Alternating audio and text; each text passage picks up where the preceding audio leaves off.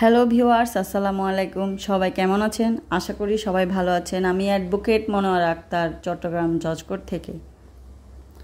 আজকের আইনি টপিক হচ্ছে চেকের মামলার সাজা কী, চেকের মামলা কত দিনে জামিন পাওয়া যায়, চেকের মামলা শেষ হতে আনুমানিক কতদিন সময় লাগে।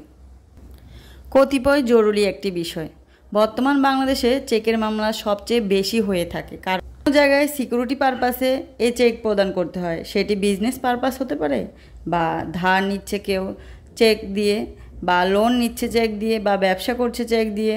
সব জায়গায় চেক প্রচলন সবচেয়ে বেশি, তাই চেকের মামলাও বেশি হয়ে থাকে। আপনারা অনেক সময় প্রশ্ন করেন চেকের মামলা সাজা কী।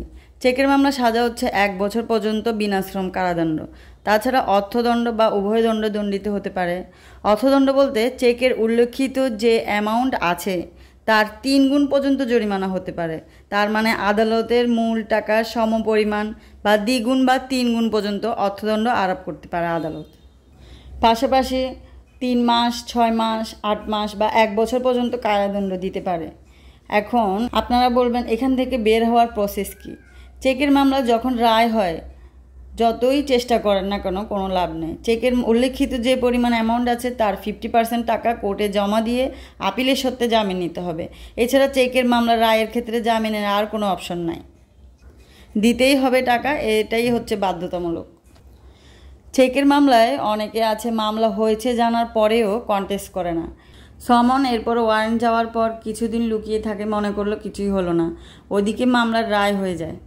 রায় হয়ে গেলে ওই মামলার 50% টাকা না দেওয়া পর্যন্ত আপিলের সত্ত্বে আর জামিন নেওয়া সম্ভব না।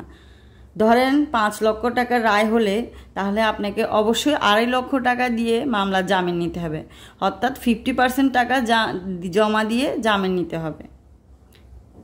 সেই ক্ষেত্রে যদি 5 লক্ষ টাকা হয় তাহলে 2.5 লক্ষ টাকা, যদি 4 লক্ষ টাকা হয় তাহলে 2 লক্ষ টাকা, আর যদি 1 কোটি টাকা হয় তাহলে কি 50 লক্ষ টাকা জমা দিয়ে জামিন নিতে হবে আপিলের সত্ত্বে।